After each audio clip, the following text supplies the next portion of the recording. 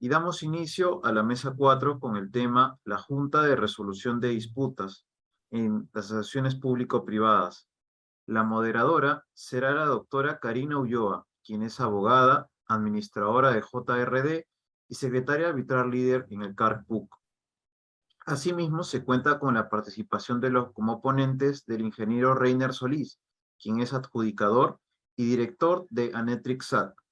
Asimismo, contamos con la participación del ingeniero Carlos López Avilés, quien es ingeniero civil, adjudicador de DAP y JRD, y también con la participación del doctor Ahmed Manyari Sea, quien es abogado, consultor de JRD, árbitro y docente. Le cedo el uso de la palabra a la doctora Karina Ulloa. Muchas gracias, Alex. Buenas noches con todos. Muchas gracias por la oportunidad de moderar esta mesa que me parece va a ser muy interesante, tratando un tema que por primera vez en los congresos de arbitraje del centro se trata, que es la Junta de Resolución de Disputas en las asociaciones público-privadas. Y además, gracias al centro por la oportunidad no solo de fomentar esos espacios de conversación académica, sino también de saber, conocer, ¿no?, experiencias de profesionales tan destacados en estas materias. Bueno, esta mesa, como acabo de mencionar, trata un tema nuevo para nosotros como centro, por lo menos como institución, en tanto que no se ha tratado antes en un congreso.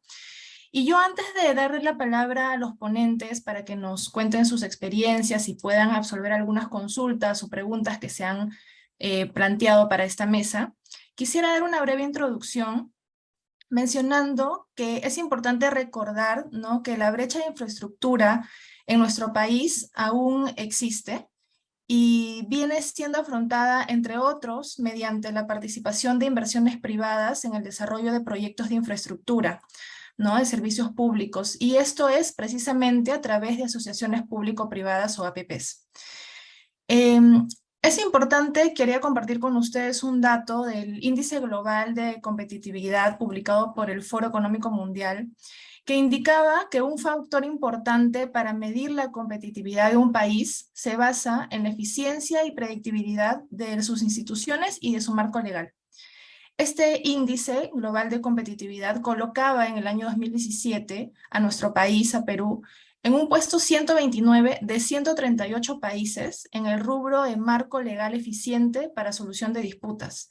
Esto, de hecho, es un tema interesante, pues nos muestra que la percepción internacional que se tenía del Perú en ese momento mostraba que la resolución de disputas o de controversias era un componente débil en nuestro marco regulatorio, ¿no? Frente a esto, entonces, es importante preguntarnos qué ha hecho o qué ha venido haciendo el Estado para precisamente lograr superar este tema. Es ahí precisamente donde vemos que respecto de la solución de controversias se ha incorporado cambios en la legislación de asociaciones público-privadas, por ejemplo, con el ánimo de asegurar que las discrepancias se resuelvan de una manera mucho más eficiente y ágil. Es así que uno de los mecanismos incorporados ha sido precisamente la Junta de Resolución de Disputas o Dispute Boards. Entonces, esta introducción permite notar que a nivel legislativo, la Junta de Resolución de Disputas entonces es un mecanismo que puede ser utilizado para resolver controversias en APPs. Sin embargo, nuestra experiencia hasta el momento en mayor número, nuestra experiencia conocida, es que este mecanismo de Junta de Resolución de Disputas se viene utilizando con mayor frecuencia por la obligatoriedad de la norma en contratación con el Estado. Solamente en nuestra institución, en el Centro de Análisis y Resolución de Conflictos, hasta la fecha, hemos tenido 46 procedimientos de Junta de Resolución de Disputas. Dicho esto, entonces vemos que es importante tener el espacio donde precisamente tratemos de ver de qué manera se puede aplicar la Junta de Resolución de Disputas en APPs de forma práctica, y también, si es el caso, proponer tal vez o que surja de este espacio alguna propuesta de mejora legislativa.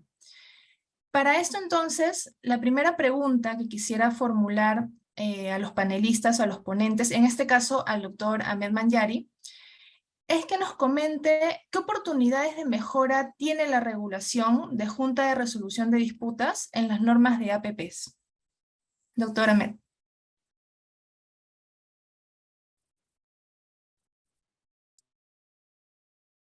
Muchas gracias, Karina. Bueno, agradezco en primer lugar al centro, a Marlene, a Silvia, y la verdad que es un gusto estar acá con Reiner, con Carlos. Voy a compartir mi pantalla porque me parece que hay varios elementos importantes en lo que estamos conversando. Y uno de los elementos que para mí cobra relevancia es, antes de, digamos, entrar a identificar qué elementos de mejora, me parece importante tres temas que son importantes cuando uno piensa en la aplicación de JRDs en APPs. Y uno puede identificar desde distintos puntos de vista esta dinámica. Lo que voy a decir, en primer lugar, es que estamos frente a una estructura distinta a un contrato de obra. Eso lo conocemos, pero lo que sucede es que hay muchos elementos más. Creo que lo primero que tenemos que ver cuando estamos pensando en este elemento, antes de ir a la norma, es tener un enfoque de estructuración del dispute board o de la JRD. La JRD es un tipo de dispute board. Y aquí algo que me parece importante resaltar es que el cómo surge el dispute board. El dispute board por su naturaleza es dinámica y lo que busca es resolver situaciones concretas. Y hay distintos tipos de dispute board. La JRD, como lo tenemos en el Perú, es una de esas tantas experiencias que tiene su propia dinámica, su propia aplicación práctica. Pero en principio no olvidemos que un dispute board surge desde necesidades concretas. Y a veces sin las primeras experiencias, cuando uno lo va identificando en el tiempo, surgen sin contrato. Las siguientes experiencias surgen incluyendo algunos elementos en el contrato, sin ley. Y esas experiencias fueron eficaces. Con el tiempo, definitivamente, se fue estructurando y llegamos a la estructura que tenemos hoy, pero estamos todavía en un punto intermedio, o en un punto ni siquiera intermedio, sino estamos recién empezando a conocer hacia dónde va a ir la dinámica del dispute board y concretamente de las JRDs en el Perú. Y creo que es importante recordar que hay varios niveles de participación o de intervención de los dispute board. Como bien saben, un nivel que es considero el más importante y que tiene que ver con el rol preventivo del dispute board. Hay otro nivel que tiene que ver con la posibilidad de que genere asistencia informal. En el caso de la JRD, a eso llamamos función consultiva. Esa asistencia informal en las experiencias comparadas pueden ser de manera oral o de manera escrita. Es más, hay experiencias de asistencia informal que se pueden dar en una reunión ante el pedido de las partes y es bastante flexible. Y existe un nivel que en el caso de la JRD llamamos función decisora, y en este ámbito es en realidad en la experiencia comparada la que teóricamente menos se debe utilizar o menos se debe promover, es la que de algún modo se puede parecer un poco más arbitraje, aunque no es arbitraje, pero mi impresión es que nos hemos enfocado mucho en esta dimensión, en la función decisora, cuando debemos tener en cuenta que la fuerza del dispute board está en realidad en la función preventiva. Y eso es algo que hay que recuperar, incluso cuando estamos pensando en la JRD. Marco este primer elemento que tiene que ver con la dinámica y la estructuración de un dispute board. El segundo elemento está muy vinculado a lo anterior. Tiene que ver con elementos de organización e institucionalidad.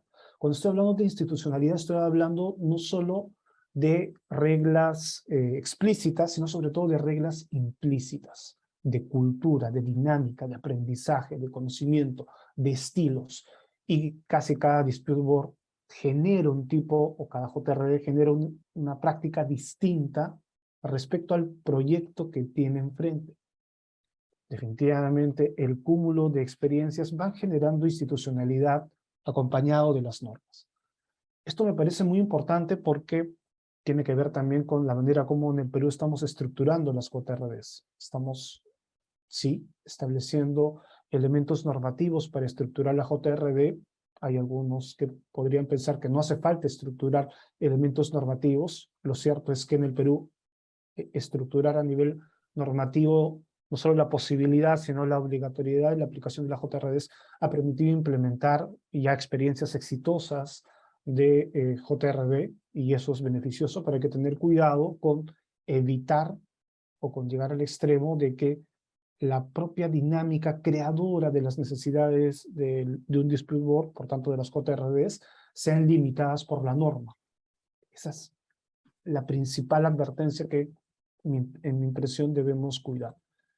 Y aquí viene ya la parte concretamente más vinculada a las APPs. Lo primero que tenemos que identificar es que cuando estamos pensando en una APP, el ciclo del proyecto de inversión pública es distinto a la de otros proyectos. Tiene distintos énfasis. Y básicamente, cuando estamos pensando en una experiencia concreta de APP y de la posibilidad de aplicar JRD, estamos pensando en la aplicación en estas dos fases. La fase de inversión y en la fase de posinversión. En la fase de inversión se asume que existe un perfil, existe factibilidad y existe una declaración de viabilidad. Y definitivamente en la fase de inversión está toda la parte de desarrollo del diseño, hasta lo que se conoce como el expediente definitivo. Y está también la ejecución de la obra. Pero no solo esa parte es importante para efectos de la APP, sino la otra fase importante tiene que ver con la fase de operación y mantenimiento. Cuando pensemos en JRD, debemos identificar respecto de qué parte, de qué fase y de qué momento específico del ciclo de vida del proyecto estamos pensando para su aplicación. Porque existen perfiles específicos según tipos de proyectos. Ese es el primer elemento, perfiles de miembros de JRD. Pero no solo de miembros, no solo perfiles de miembros de JRD, sino dinámicas que se generan. Esto lleva a otra consideración. Cuando estamos en una JRD de un contrato de obra, existen dos actores principales, ¿no? Contratista, contratante y supervisión también es un actor importante que debe considerarse, que de hecho en las experiencias que creo que todos tenemos de JRD los incluimos. En la experiencia de APP existen muchos más actores. Existe aquel que financia, está el concedente, está el concesionario, están los contratistas específicos.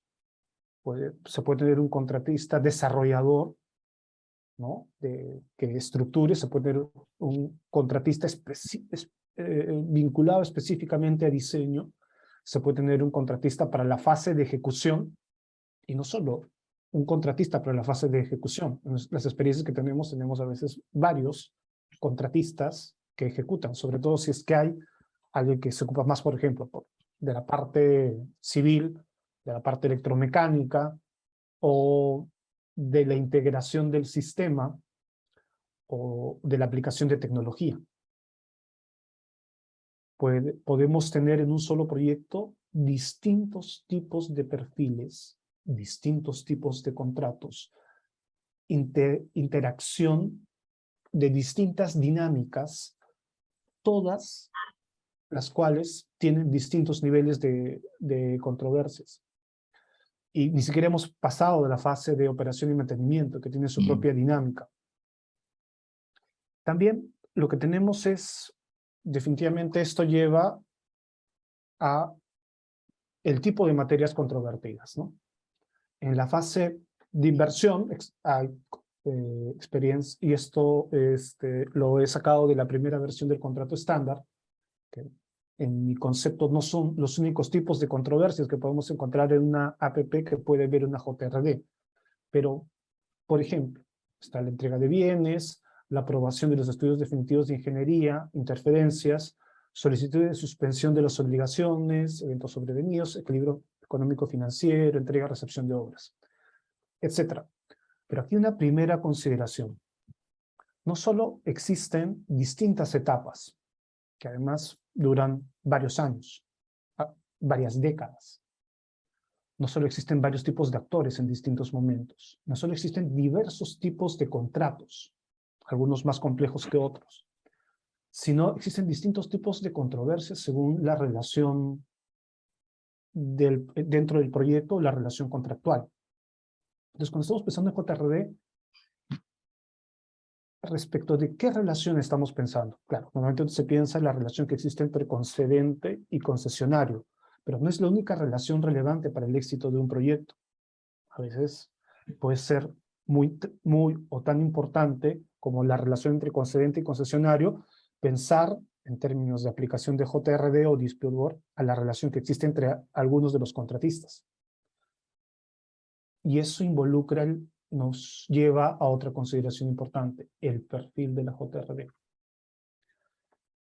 Y es la parte más compleja respecto de las JRDs en APPs. ¿Por qué?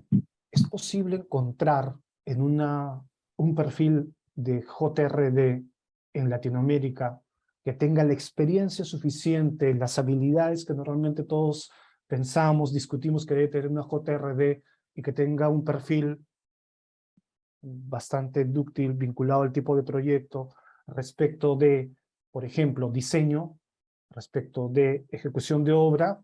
Hasta ese punto yo creo que sí, los hay. Pero podemos encontrar o podemos asumir que ese mismo perfil de JRDs va a tener el conocimiento suficiente para hacer análisis de tipo económico-financiero, por ejemplo, para discutir elementos de no solo de suspensión de las obligaciones, sino de ampliación de plazo.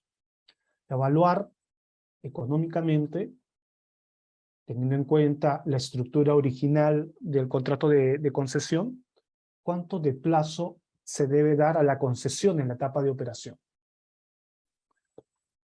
Lo mismo pensemos respecto de la estructuración del financiamiento. Muchos de los problemas que tenemos en el Perú y en Latinoamérica, ¿no?, están vinculados a las dinámicas que existen en los problemas vinculados a la estructuración del financiamiento. Ese mismo miembro de JRD puede tener el conocimiento, la expertise suficiente para acompañar en la etapa reflexiva, preventiva, decisora respecto de la estructuración de un financiamiento y los problemas que surgen. O ese mismo perfil va a tener la habilidad, el conocimiento, la experiencia en la etapa de operación o mantenimiento. Da la impresión de que no. Por eso es que cuando en la experiencia comparada también, y en este caso un poco recurro al manual de Dispute Board de la DRBF, que establece algunas ideas, ¿no?, respecto de cómo aplicar Dispute Board en este tipo de experiencias. Y una idea muy interesante, hay varias ideas y no existen tampoco muchas experiencias de este tipo, pero da la impresión de que, por ejemplo, una de las implicaciones prácticas es que la estructura de la JRD debe ser bastante flexible, según momentos. No solo eso, no solo podemos pensar en una JRD, podemos y hasta deberíamos pensar en varias JRDs en una sola concesión.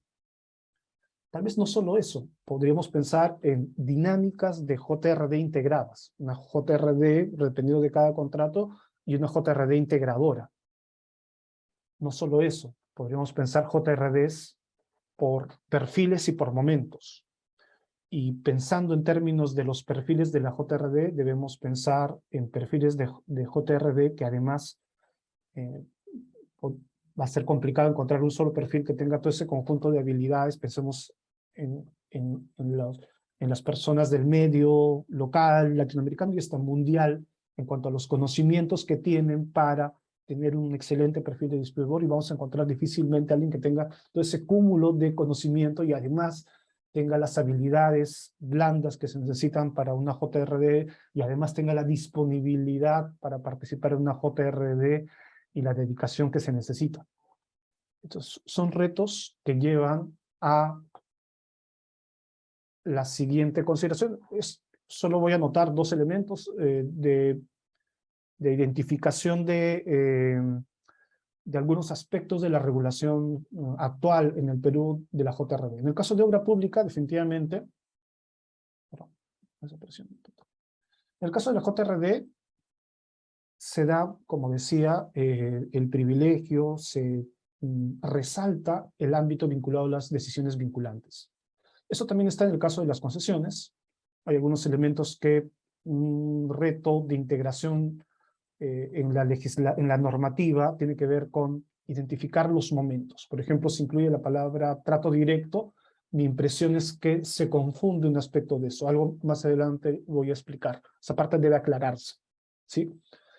El otro elemento tiene que ver con que en el caso de la JR en obra pública se ha establecido que tiene que ser administrado por un centro. Mi impresión es que es una decisión sabia, conociendo experiencias de dispute board, bajo reglas, por ejemplo, ICC, que se regulan autónomamente, y otros en donde la JRD es administrado por un centro. Yo tengo la suerte de ser JRD justamente en el CARPUC, y viendo la diferencia, existe un plus en la posibilidad de que un centro tenga el acompañamiento y administre la JRD. Pero probablemente respecto a una APP hay que pensar si es que en algunos casos es pertinente o no. Yo creo que en principio es pertinente, pero no olvidemos esta dinámica de retos que existen para aplicar JRD o un conjunto de JRDs en APP.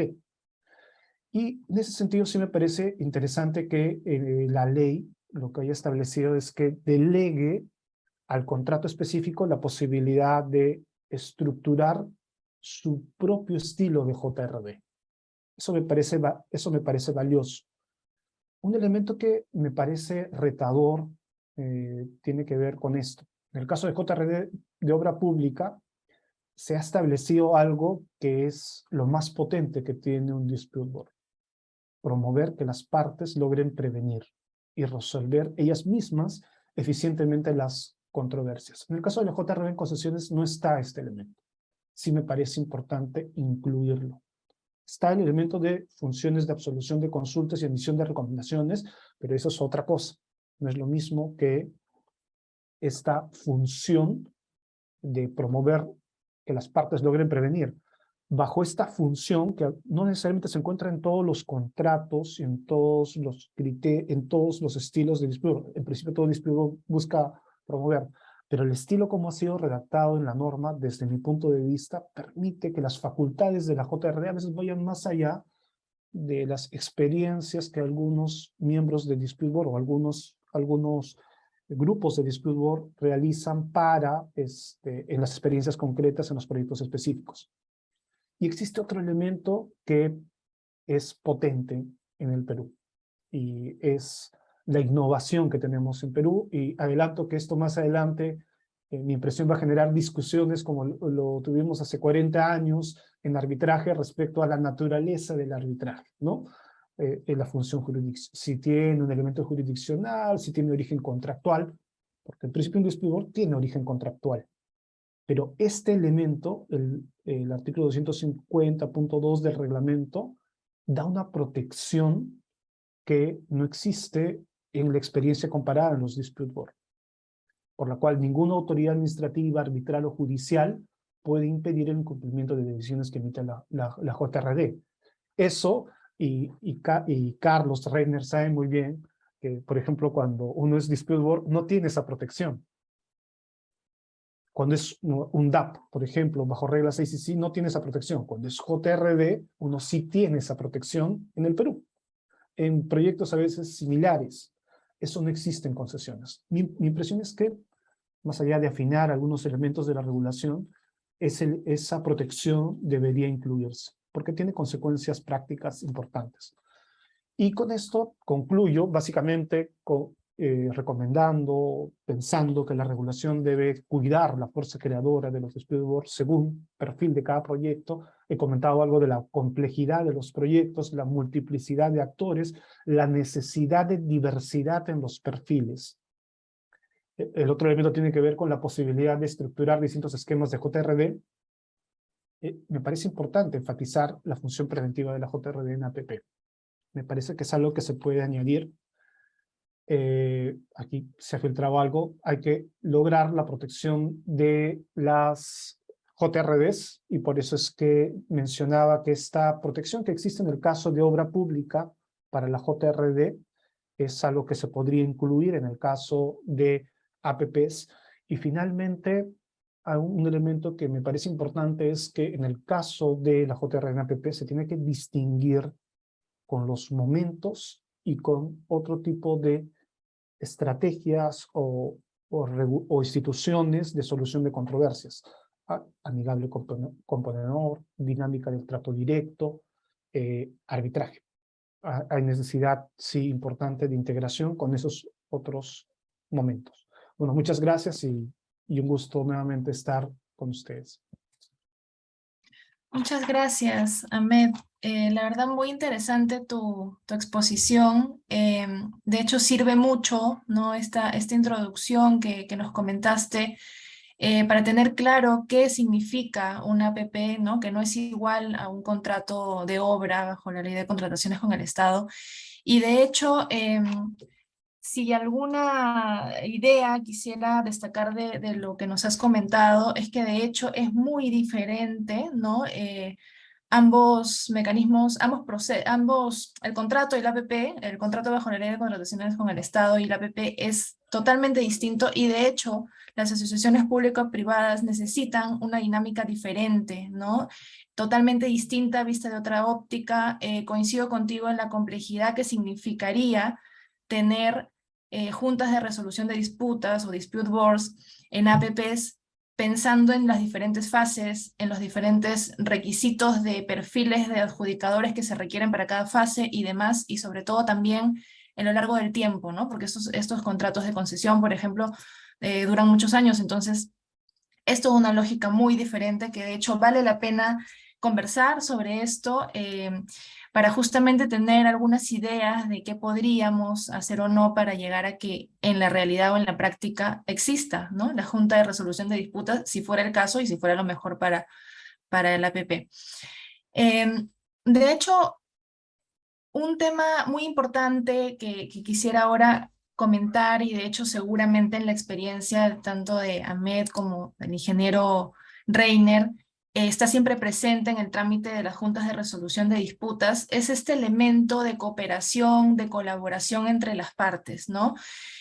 Porque si bien es cierto el mecanismo, pues tiene un panel de profesionales, adjudicadores que van a estar ahí para acompañar, para ayudarlos a prevenir, para resolver finalmente también controversias, pero necesitan, ¿no? Yo creo que necesita la Junta de todas maneras la colaboración, la participación de las partes para que precisamente el mecanismo funcione adecuadamente. Entonces, yo quisiera preguntarle al ingeniero Reiner, ¿cómo cree que se puede lograr que las JRDs, ¿no? y las APPs se conviertan en estos verdaderos procesos colaborativos, ¿no? Que ambos puedan colaborar entre sí y que la Junta pues llegue a ser también por sí misma un proceso de colaboración entre todos? Ingeniero. Buenas noches a todos los asistentes, a mi distinguido panel. Gracias por la invitación al CARPUC y por la distinguida labor en la difusión de este medio de resolución de conflictos como las JRD y las DAP. Tengo el honor de compartir esta mesa con distinguidos profesionales. No quería empezar sin antes agradecer a todos los que hicieron posible que este medio de resolución de conflictos aparezca en el escenario peruano, y a todos los que remamos juntos posteriormente hasta la fecha en pro de su difusión, ya han logrado poner al Perú en un distinguido ejemplo en Latinoamérica. En el caso de la JRD peruana, esta nació en la primera directiva 20-2016 y era facultativa. Estamos en la directiva 12-2019 y a partir de 20 millones toda JRD en obras públicas es obligatoria. Y seamos claros, en el Perú, la JRD no nació por la necesidad o acuerdo de las partes en las obras privadas. No fue así. Nació por el principio de la atracción. Se normó y todos tienen la obligación de cumplirla. Y sobre todo es obligatoria en obras de 20 millones. Y por lo tanto, la JRD peruana tiene muchos retos. Lo primero que hay que entender es que es un niño en formación, tiene 6 años, y en el Perú estamos aprendiendo y haciendo camino en Latinoamérica. Respecto a la JRD en las asociaciones públicas privadas, o PPP como le dicen en extranjero, el manual de la DRBF del 2019, en su capítulo 10, algo de ello ha mencionado Ahmed, tiene lineamientos generales, pero específicamente hace un reconocimiento sobre el uso relativamente limitado de los dispute board en APP hasta las fechas. Los proyectos de APP involucran múltiples contratos. Esto plantea la pregunta de cuál de los principales contratos deben considerar la cláusula de dispute board. ¿Cómo se debe elegir en el panel de dispute board? ¿Con qué frecuencia deben visitar el sitio de los miembros del panel de dispute board? Los contratos de APP son contratos de largo plazo, máximo 60 años, un promedio de mínimo 10 años.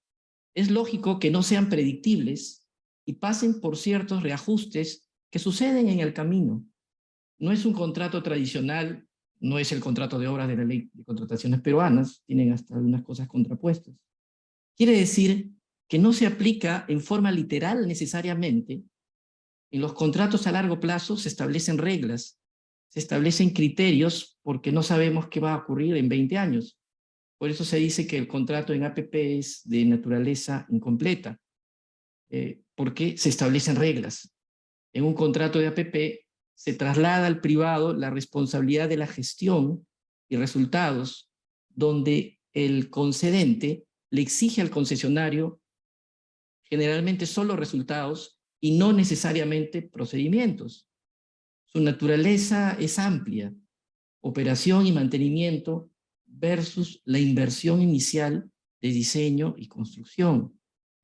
Se sientan muchos esfuerzos en la fase de diseño y construcción donde hay mucha inversión, contratos de largo aliento, les dicen, ¿no? Donde el concesionario tiene que verificar al constructor que el diseño tenga la vida útil de largo aliento.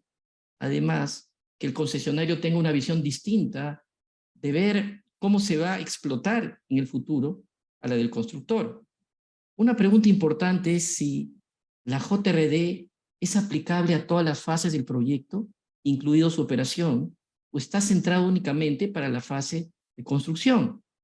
Esta precisión es fundamental, ya que de ser así, el perfil y competencias del adjudicador serían distintas, y esto se debe, y debemos tomar conciencia, cuando las partes pretendan utilizar este método.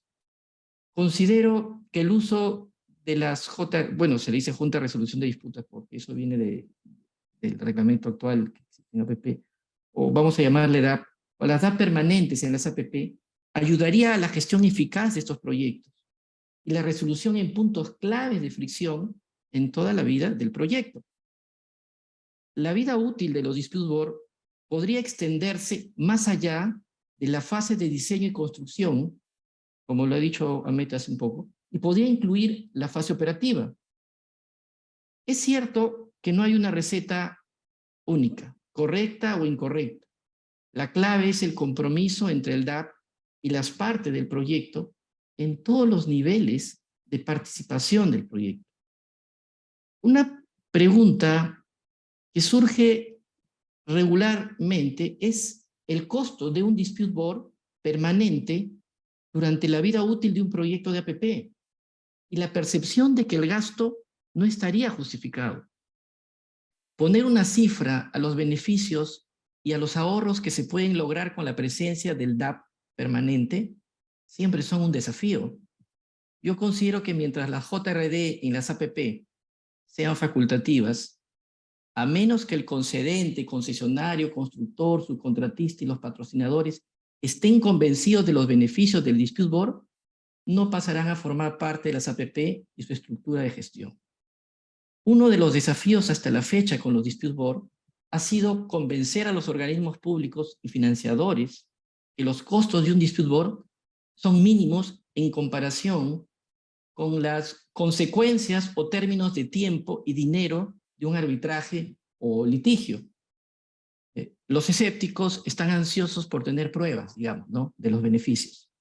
Sin embargo, se está avanzando en convencer a los organismos de contratación que los dispute board no son parte del proceso de litigio, sino de hecho son una herramienta de acción preventiva para evitar las controversias. En el caso de las APP, distribuir el costo de una DAP permanente entre la vida útil de todo el proyecto o una parte importante del mismo, podría lograr que al incluirlo en el modelo financiero en el inicio del proyecto, esto signifique que el impacto en la tarifa pagada por las partes sería casi imperceptible frente al monto de la inversión en una APP. El uso de los dispute board permanentes en las APP podría ser beneficioso para la operación efectiva y durabilidad de una APP. Se podría reconocer y tratar de responder entre las partes problemas que se conviertan en disputas. Una junta también sería capaz de tratar cuestiones que no pueden resolverse mediante la aplicación de disposiciones contractuales. Por ejemplo, la capacidad de una APP para adaptarse a cambios importantes en su entorno operativo. Una DAP podría ayudar a acordar cambios en la producción y el costo, reconociendo que surgen problemas muy diferentes en la etapa de construcción a los de la etapa operativa. Uno de los mayores retos en Perú y quizás en Latinoamérica es que las partes entiendan la importancia de la acción preventiva. Es normal que recibas siempre la siguiente pregunta. Si una JRD o DAP no tiene controversias, ¿se le tiene que pagar sin que haya hecho nada? Esa pregunta encierra una contradicción dialéctica. Atender los desacuerdos y tratar de evitar que se conviertan en desavenencias o solicitudes de decisiones es su principal misión. Y el tema de la emisión de decisiones o conclusiones debería ser solo residual. Quisiera mostrar un ejemplo, compartir una gráfica. Voy a poner esto. Acá tenemos el esquema general de una asociación pública-privada. Tenemos un concedente, que es una entidad pública, que acuerda una concesión con un concesionario. El concesionario, como ven en la gráfica, es el Special Purpose Vehicle, no es el centro del vehículo. Y a su vez el concesionario va a firmar un contrato de diseño y construcción con el contratista de diseño y construcción, y en una fase posterior firmará un contrato de operación y mantenimiento con un contratista de operación y mantenimiento. Y este contratista de diseño y construcción, a su vez, va a firmar contratos con un subcontratista 1, constructor 1, subcontratista diseñador, subcontratista proveedor, subcontratista constructor 2.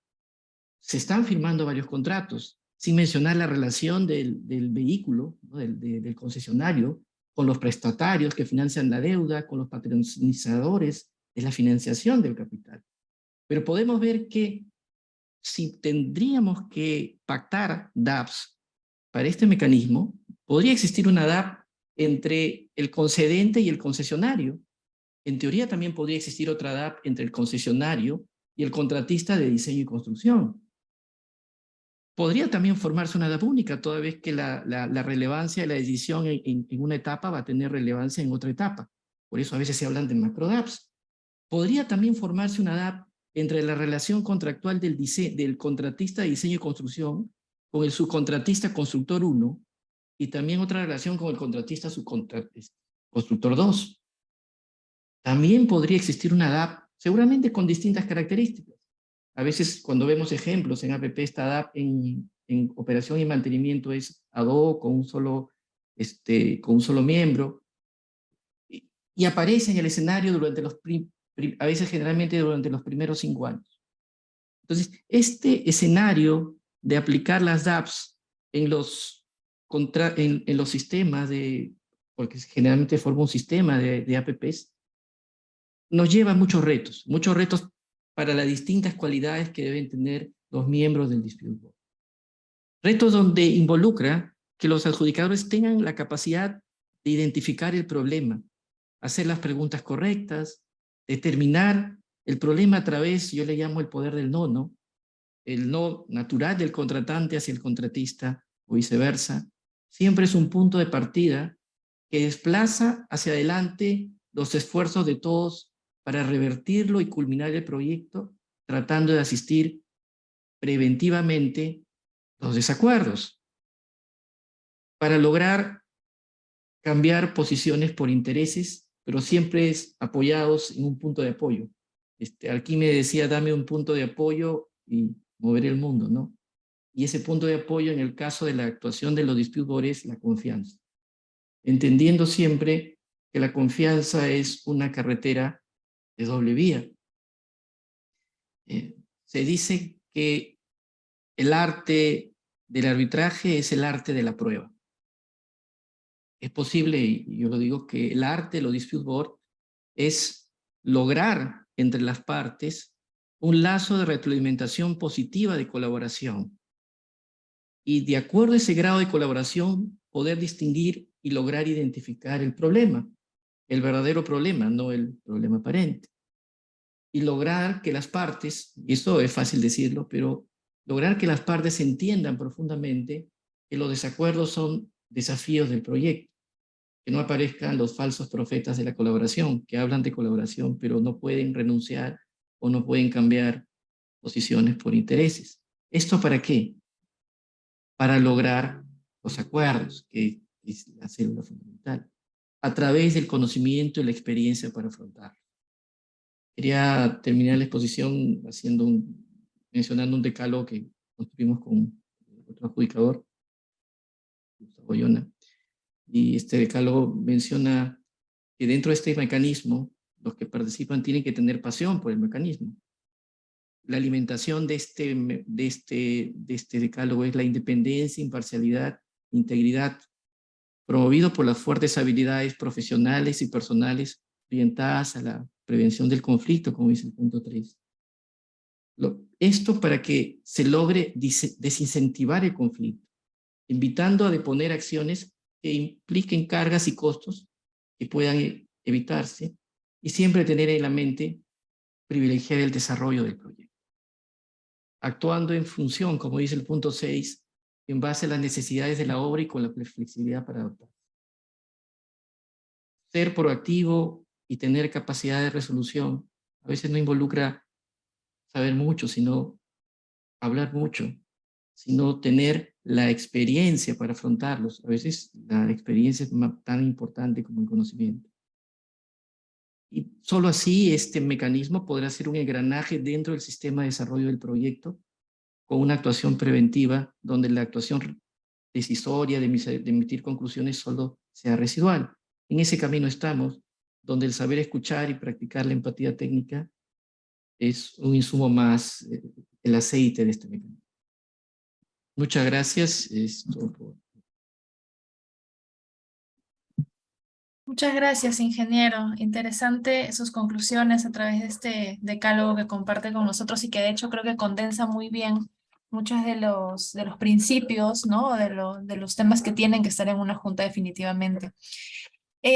Bueno, yo la verdad primero quisiera comentar con todos que a continuación debiéramos dar la palabra al ingeniero, Carlos López.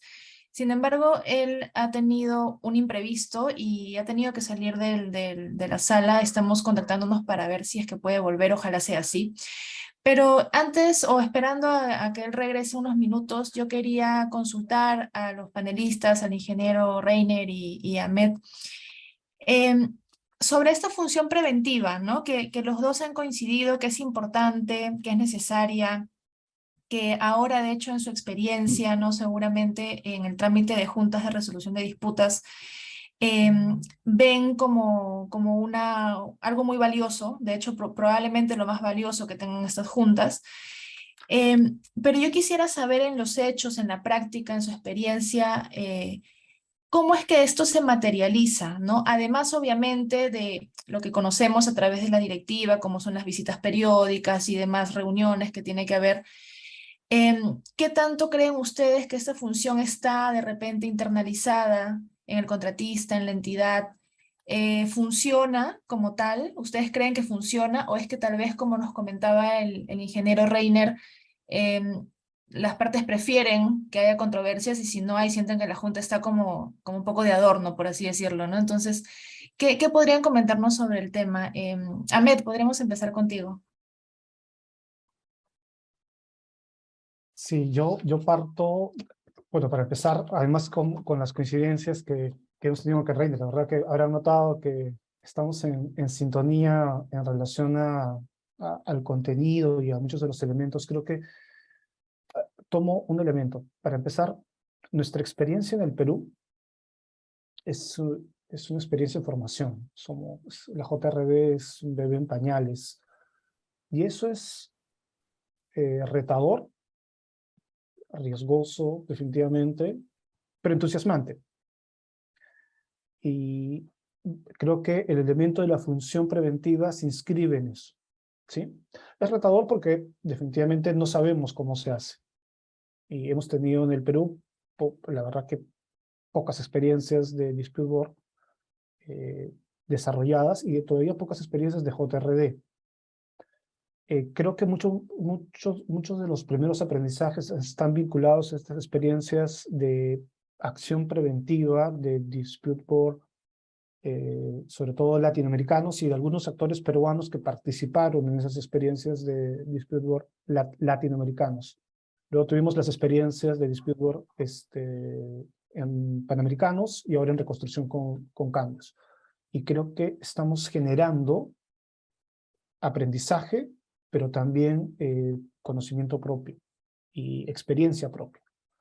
Es más, como Reiner comentaba, nos ven con mucha expectativa en Latinoamérica, por lo menos, respecto a lo que en el Perú estamos creando. Y hay que sentirnos orgullosos de eso, de lo que estamos creando. Y específicamente respecto del reto de integrar o de desarrollar la función preventiva. Ahora, para responder concretamente a la pregunta, creo que no existe una sola forma. Ese es el primer elemento. Que la función preventiva implica la activación, el uso de ese conjunto de habilidades que tiene que tener, para empezar, la JRB. Implica conocimiento, definitivamente. Conocimiento del proyecto. En el caso de los ingenieros es importante que tengan experiencia de campo, de gestión de proyectos. En el caso de los abogados, creo que es importante que los abogados tengamos experiencia de campo también. Creo que una pregunta importante para los abogados es ¿cuántas horas de uso de PPS tienes? Porque eso marca un criterio de qué tanto hemos estado en obra. Y son pocos los, por ejemplo, abogados que han tenido esa experiencia. Porque eso lleva a entender las dinámicas que existen entre las partes, las dinámicas de micropoder, los intereses, las necesidades concretas, el conocimiento de cómo se genera un conflicto.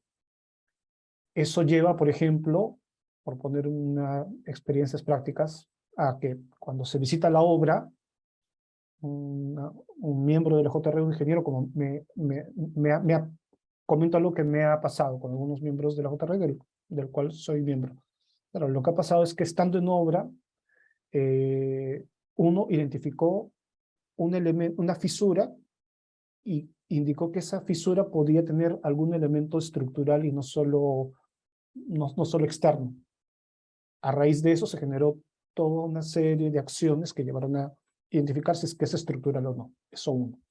Por ejemplo, el otro elemento es, en base a la experiencia, sabiendo que podía existir controversias en la etapa de recepción, pero, frente a esa necesidad, lo que uno de los ingenieros planteó es, ¿y por qué no nos sentamos, hacemos un Excel, identificamos cuáles son las no conformidades, cuáles son las observaciones, y nos adelantamos al proceso de recepción, y faltando 5 meses para la recepción? Y eso genera una dinámica entre las partes de discutir temas técnicos que probablemente cuando llegue el momento de la recepción, además con la experiencia que sabemos Cariño, felicidades. Gracias, me voy también. Paso por ti. Tengo que encargarme de algunas cosas. ¿Está bien? Nos vemos. Bueno, luego de este spot, comentaba que en el caso de esta experiencia, lo que ha pasado es que pensando en lo que podría pasar de acá a 5 meses, lo que está haciendo esta JRD Tienes mucho de qué sorprender.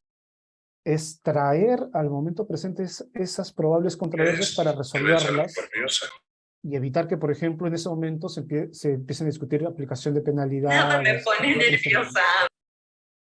Y por eso comentaba que no hay un solo estilo. Lo importante es el Tenemos una hora, conocimiento, pero- el compromiso, el decálogo que comparte Reina es importante, este compromiso, este amor hacia esta experiencia para intentar establecer, identificar en campo las necesidades que tiene el proyecto.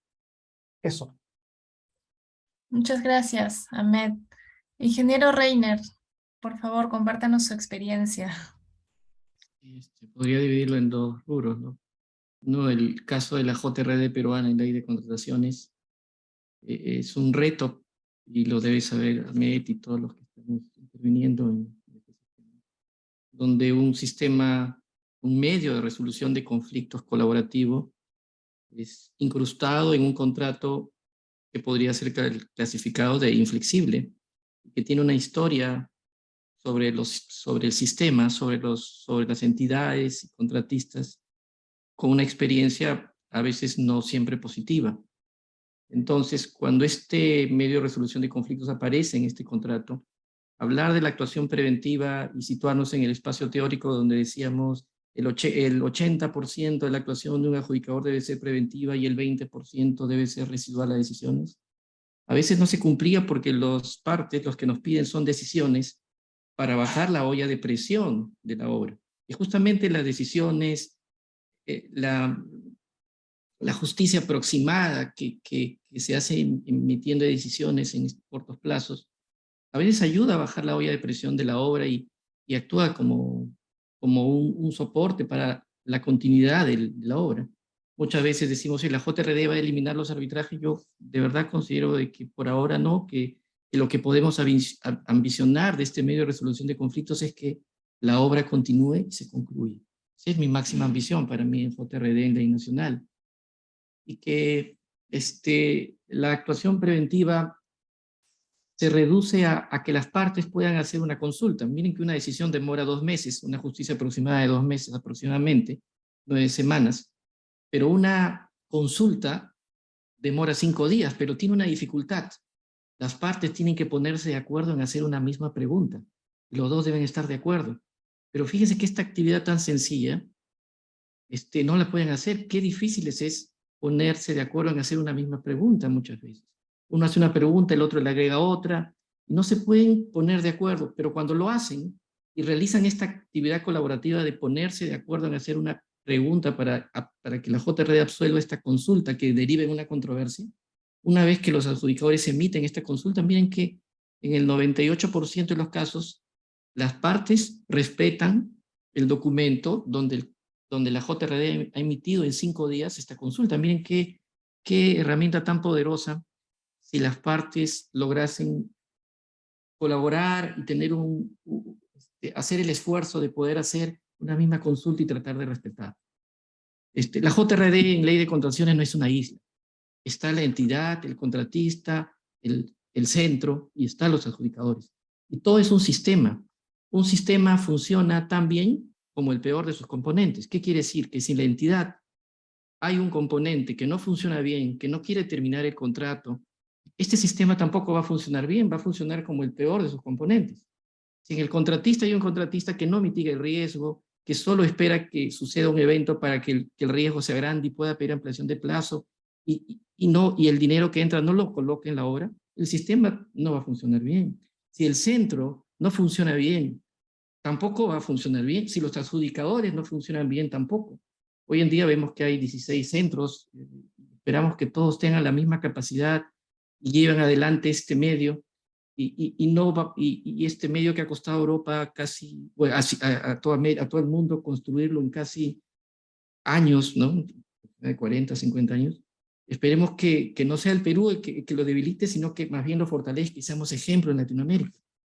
Hay mucho trabajo por hacer en las JRD para que este mecanismo mejore y se requiere el aporte de los centros, de los adjudicadores bien capacitados y que las partes aprendan a conocer este mecanismo. Esa es una de las principales dificultades para que la actuación preventiva en JRD tenga éxito.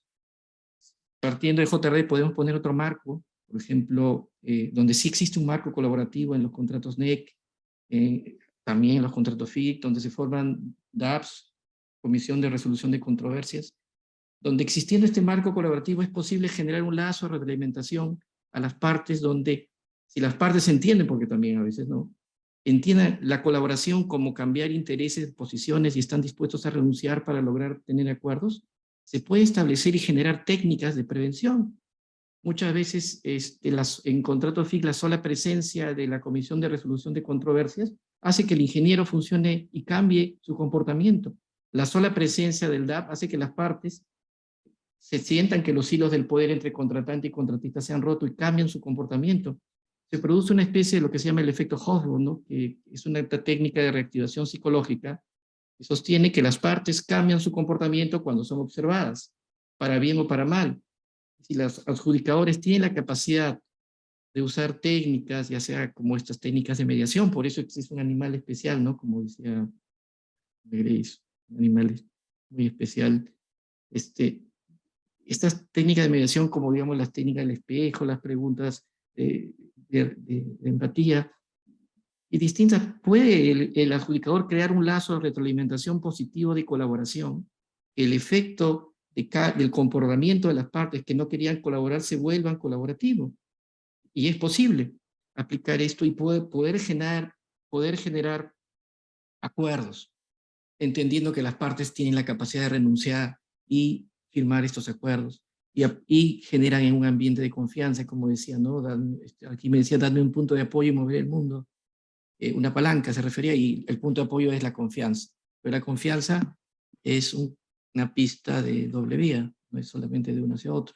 Si eso es así, y se eliminan lo que yo le digo, los falsos profetas de la colaboración, y están los verdaderos que creen en este mecanismo, creo que este sistema se retroalimenta positivamente y genera un lazo de colaboración y donde la actuación preventiva aparece y se cumple la frase del 80% de la actuación de un adjudicador debe ser preventiva y residual el 20%. Muchas gracias, ingeniero. De hecho, qué importantes sus reflexiones, qué interesantes y sobre todo, bueno, ustedes como adjudicadores lo ven en su labor como tal y nosotros, o bueno, personalmente yo como también administradora de juntas en el centro, también lo vemos de otra perspectiva, ¿no? La importancia de que todos los actores colaboren para que la junta en efecto pueda ser una junta exitosa y que, como decía el ingeniero Reiner, se logre que la obra culmine, ¿no? Que es lo que nosotros finalmente todos lo buscamos. Para ir ya cerrando, de repente yo quisiera, tomando un poco lo que comentó el ingeniero Reiner, atender una consulta que nos han hecho llegar también por el chat, referido al tema de precisamente las consultas que de acuerdo a la directiva de JRD deben hacerse de manera conjunta entre las partes, ¿no? Las partes ponerse de acuerdo para formular una consulta a la JRD. Y ya el ingeniero Reiner nos comentó que, claro, cuando eso se logra es importante y normalmente la respuesta de la Junta va a ser aceptada por las partes, aunque esta opinión que la Junta emite no es vinculante, de acuerdo a la directiva. Pero la pregunta un poquito para Ahmed, en todo caso, está orientada a, ¿es conveniente o es necesario que las partes se pongan de acuerdo para formular una consulta? ¿O podría de repente haber un cambio en ese punto de la directiva y permitir que una sola parte formule una consulta hacia la Junta? Gracias. Muchas gracias por la pregunta. A ver, quiero partir de un elemento. La función consultiva es muy distinta a la función decisora y muy distinta a la función preventiva. Esa es la primera consideración. Tienen distinta finalidad, distinto tratamiento, genera distintas dinámicas. Yo sí creo que la función consultiva, considerando el equivalente a lo que conocemos por ejemplo, en la experiencia comparada de los dispute board a la asistencia informal, requiere acuerdo de las partes. Para empezar, porque eso involucra ya un nivel de acercamiento,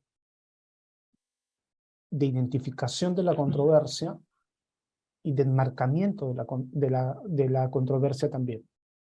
Porque para empezar, para que exista acuerdo, ambas deben ponerse de acuerdo respecto a la controversia. Lo que estamos metidos en el mundo de la controversia sabemos que la controversia tiene múltiples dinámicas, múltiples causas, pero muchas veces hay aspectos, podemos desmenuzar la controversia. hay aspectos más relevantes que otros, en cualquier controversia. Y definitivamente lo que las partes pueden hacer inclusive es, si no se pueden poner de acuerdo respecto del todo y sabiendo que la controversia tiene, pueden ponerse de acuerdo respecto de un aspecto. Por ejemplo, existe una controversia compleja técnica, pero pueden ponerse de acuerdo en solo llevar a función consultiva si es que aplica o es relevante en orden de prelación la especificación técnica o el plano de una especialidad. Punto.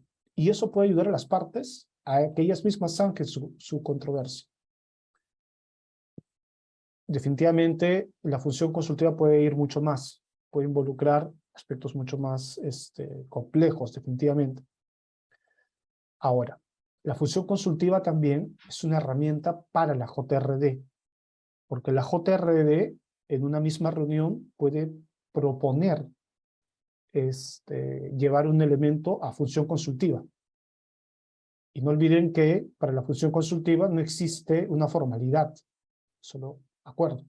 Y ese acuerdo se puede dar con la confirmación de una y otra parte, en la misma reunión, en la misma visita, en la misma reunión virtual. Y la JRD puede emitir en ese momento, inclusive, dependiendo de la naturaleza de la función consultiva, su recomendación, su decisión. Luego lo puede desarrollar más. Tiene esa virtud la función consultiva. Es una herramienta que puede ayudar a los mecanismos, a las dinámicas preventivas, sí. Por eso, nuevamente, estamos aprendiendo y hay múltiples herramientas y estamos todavía aprendiendo a usarlas. Tiene un valor en la experiencia comparada, la función consultiva, creo que hay que aprender a usarla y a usarla más que la función decisora. Claro, si es que una de las partes, lo que quiere es que y aquí también hay un tema de perspectiva, ¿no? Normalmente lo que pasa es que cada parte quiere que la JRD o el árbitro desarrolle o lleve adelante una controversia del modo como ella prefiere. Y puede ser que no sea lo mejor para el proyecto. No olviden que la JRD se debe al proyecto más que a las partes. A la parte le puede interesar que esa controversia vaya del modo A, pero la JRD puede asumir, puede pensar en su experiencia que es mejor que esa controversia se trate del modo B. Si es que a la parte le interesa llevar la controversia del modo A, tiene la función decisora. Pero si es que la parte quiere llevar adelante la controversia a función consultiva, que es un mecanismo menos agresivo, menos conflictivo, necesita llegar a un nivel de consenso con otra parte. Puede ser que su A se convierta en A-3. Y está bien que sea -3, porque ya hay un nivel de consenso. Y es un avance en la gestión del conflicto. Eso.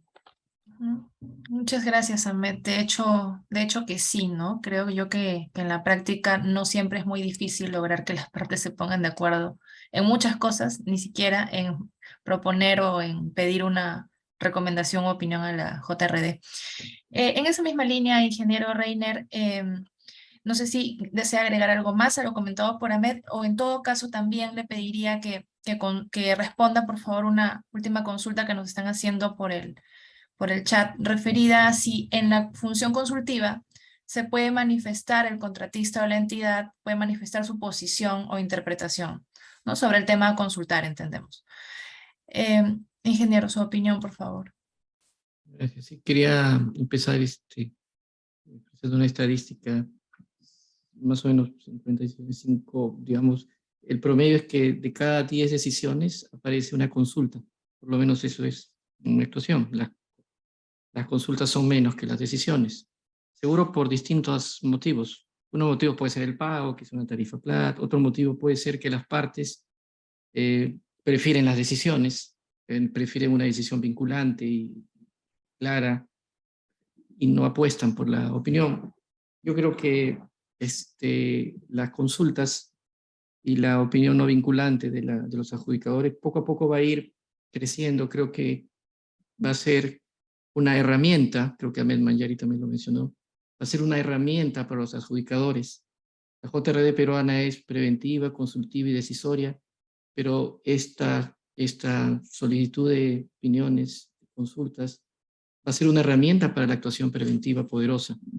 Y creo que si las partes entienden, oye, mira, esta decisión va a demorar, a veces tenemos 2 meses, 9 semanas, hoy esta consulta puede demorar 5 días, pero tenemos que hacer el esfuerzo de ponernos de acuerdo para lograr la misma pregunta y aceptar lo que digan los adjudicadores y con ese documento que no es vinculante, tomarlo como referencia para decidir y seguir con la obra. Qué poderoso que es. Las partes sufren poniéndose de acuerdo. Es cierto que cuando hacen su pregunta, los dos envían la misma pregunta, están de acuerdo, pueden poner debajo lo que ellos deseen, generalmente ponen su parecer, pero esa pregunta tiene que ser la misma. Lo que no puede ser es que no se pongan de acuerdo. Lo que sucede la mayor vez es que el contratista presenta su pregunta a la entidad quiere trasladarla al contratista, pero le agrega 2 preguntas más, el contratista dice, no, esas 2 no las he hecho, y finalmente no hay consulta. Pero si logran ponerse de acuerdo, indistinto, justo están en desacuerdo, pues hacen la misma pregunta, se ponen de acuerdo en poner la pregunta, ponen su parecer, y aceptan el documento que la JRD pone por escrito en el 98% de los casos que se ha emitido opinión. En mi caso, las partes han respetado la opinión y han seguido ese camino. Yo creo que, y vislumbro que esa es una herramienta que en el reglamento de contrataciones va a comenzar a medida que la JRD madure, va a comenzar a hacer el camino para la acción, fortalecer la acción preventiva. Creo que eso va a pasar. Espero que eso se fortalezca con algunos cambios, ¿no? Auguro que a medida que las partes del sistema de la JRD, los adjudicadores que están ingresando, se capaciten más y tengan nuevas fortalezas, que las entidades tengan más conocimientos y conozcan este medio. Muchas entidades no lo conocen. Hace poco había varios problemas. Los contratistas también, y sobre todo los centros, ¿no? Conozcan bien este mecanismo. Hay muchos centros muy capacitados en Católica, pero también hay, aparte de este centro, hay 15 centros más. Uno entra a la lista del 12 y aparecen 15. Esperamos que todos tengan la capacidad para generar este sistema positivamente y que lo hagan crecer, y no estamos a la luz de Latinoamérica y no sea lo contrario. Esperamos eso. Muchas gracias, ingeniero Reiner. Bueno, muchas gracias, Ahmed, también, en realidad, por las ponencias, por abordar esos temas tan interesantes, compartir sus experiencias con nosotros, de hecho, muy útiles, muy interesantes, por cierto. Y bueno, volviendo un poquito al tema de lo que fue la mesa, el punto de partida, esperamos pues que en algún momento, si es lo adecuado, la Junta de Resolución de Disputas o los Dispute Boards lleguen también a ser un mecanismo útil, ¿no?, para las APPs.